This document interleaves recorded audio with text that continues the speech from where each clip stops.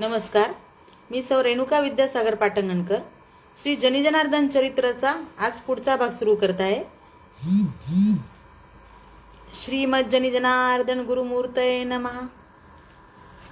पाना फुटे तव आखडितो धनी, पाना फुटे तव आखडितो धनी, तळमळी मणी वत्स जैसे, तैसे तुझ्या पायी लावितो मी चित्ता, संसार मागुता ओढीतसे.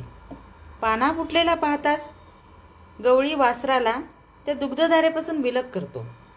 तेव्हा वासराच्या मनाची दुधासाठी होणारी तगमग, तडफड, तळमळ, ओढ, त्याची आगतिकता जनार्दनांनी दैनंदिन जीवनात पाहिली आहे. तशीच आपल्या मनाची अवस्था होत आहे असे ते म्हणू लागले. ईशचरणी चित्त लागते न लागते तो संसार रूपी गवळी सुखदुःखाची दोर मनाला बांधून ओढून घेतो आणि माझे मन परमानंदापासून दुरावते असे ते म्हणतात. क्षणोक्षणी ते ईश प्राप्तीसाठी तळमळू लागले आहेत. रानात गेलेल्या गायीचे चिंतन घरी बांधलेले वासरू करत आहे. त्या वासराच्या डोळ्यात जी उत्कटता, ओढ आहे तीच माझ्याही मनात आहे. जनार्दन विठ्ठलाशी हृदसंवाद करू लागले. आपली तळमळ, आर्तता प्रगट करू लागले. चक्रवाकी अंधार पडल्यामुळे आपल्या नरापासून दुरावते आणि सतत सकाळ होण्याची वाट पाहत ओरडत राहते, त्याला शोधित राहते. तसे माझे मन अज्ञान अंधकारामुळे दुरावलेल्या स्वरूपाला शोधित आहे असे म्हणू लागले. चातकाचे डोळे कृष्ण मेघासाठी कसे व्याकुळलेले असतात, त्याच्या चोचा कृष्णगणातून स्त्रवणाऱ्या पियुषासाठी आसुसलेले असतात. चंद्रकिरणातून स्त्रवणाच्या अमृतासाठी जसा चकोर व्याकुळ असतो तशी व्याकुळ मनस्थिती माझी झाली आहे.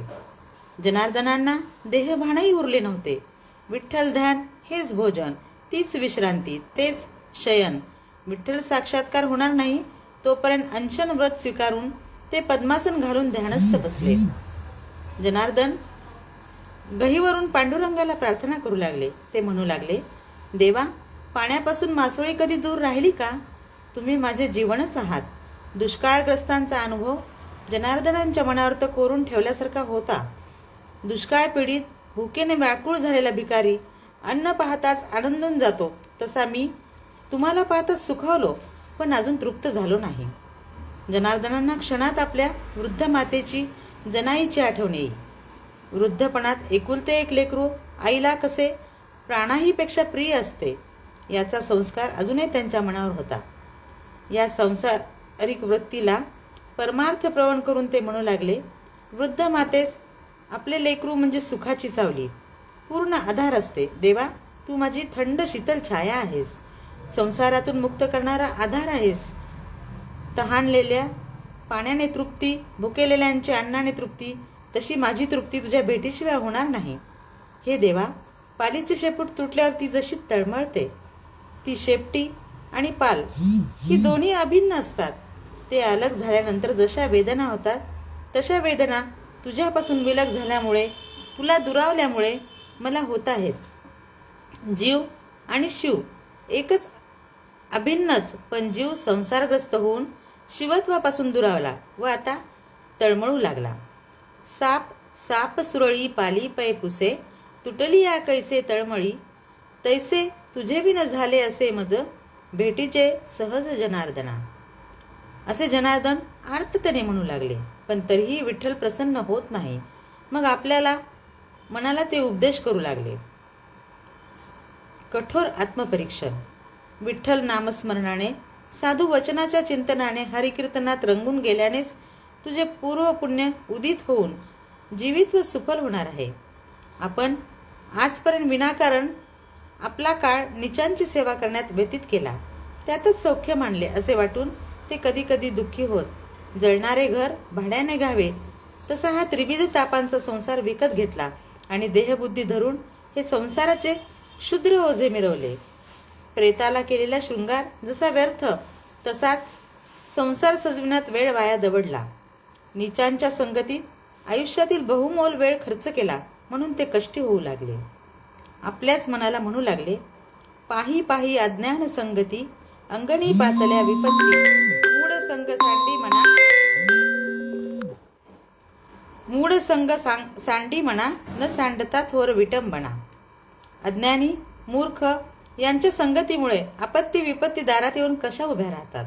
जगात निंदा, नालस्ती, अपमान, विटंबना कशी होते याचा अनुभव त्यांनी घेतला असल्याने ते अनुभवाचे बोल बोलू लागले. मूर्ख मैत्री खेदासी कारण. अति कष्टाने मिळालेला दुर्लभ मानव देह मूर्खजनांच्या संगतीमध्ये वाया झिजण्यापेक्षा हरिकारणी लावला पाहिजे. आजपर्यंत नीचांच्या सेवेत हा देह उधळला, पण आता तरी पांडुरंगाचरणी लावावा असे ते म्हणू लागले. देह शरीर हे एक साधन आहे. या साधनाकडून उत्तम साध्य साधून घेतले पाहिजे. सद्गुरूची प्राप्ती देहामुळेच होऊ शकेल. देहामुळेच ध्यानधारणा करता येईल. म्हणून देह म्हणजे गोमती गंगा आहे. कायेने एक थोर उपकार केले आहेत असे ते कृतज्ञतापूर्वक म्हणू लागले. असा देह गुरुचरणी संतचरणी लागावा म्हणून संत सहवासाची अपेक्षा करू लागले. संत संग त्रितापहरण, जन्म दुःख बुद्धी निवारण. जनार्दन सुभाग्ये आथिला, संसार तुटला नाथिला. जनार्दन आपला दाखला घेऊन संसार बंध तुटल्याचे सांगतात. भवसागरातून पार होण्यास संत संग हीच एक नाव आहे. म्हणून आपला सत्संगाच्या नावेत बसावे.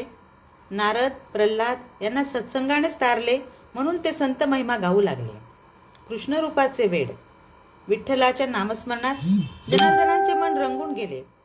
विठ्ठल कृष्ण यांच्यात ऐक्य असल्याने जनार्दनांना विठुरायाच्या सावळ्या मूर्तीमध्ये कधी गोवळकाठी घेतलेले खोडकर, द्वाड आणि गोड श्रीकृष्ण दिसू लागले.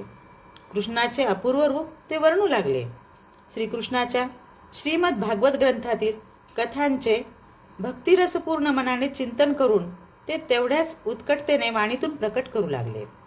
कृष्णाचे गोड रूप अंतर्यामी असलेले रूपडे शब्दातून साकारू लागले.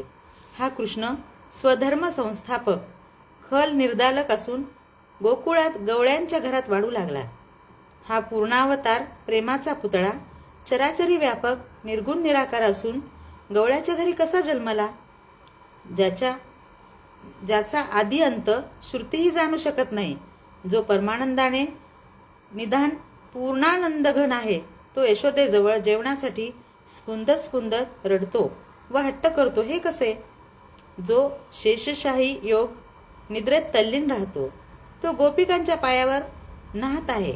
आणि जो सुरासुरांना अभयदान देतो, तोच गोपीच्या बागुलबुवाच्या भिमविनाला घाबरून जाऊन आईजवळ लपतो हे कसे. जो दुष्ट संहारक ब्रह्मादिक देवांना अलभ्य, तो गोपींचे स्तनपान सेवित आहे. जो मुनिवरांनाही दुर्लभ गहन गूढ, तो गवळ्यांचे उष्टे देखील खात आहे. जो ध्यानधारणा जप तप यांच्या योगेही अप्राप्य, तो गवळ्याच्या पुढे प्रेमाने नृत्य करीत आहे. दिदीना दिदीना असे नाचत आहे, प्रेमाने डुलत आहे.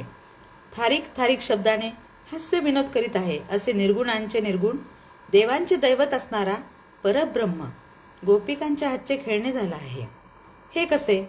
असे कुतूहलपर प्रश्न ते विचारत आहेत. कृष्णाचे हे अद्भुत रम्य रूप त्यांच्या मनाला भुलवीत आहे, रिझवीत आहे. कृष्णाचे हे रूपडे अंतरात साठवून ठेवावे म्हणून ते खूप प्रयत्न करत आहेत.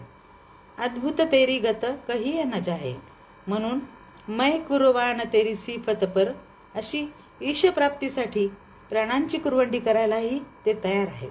नमस्कार. यापुढील भाग आपण उद्याच्या भागात बघूयात.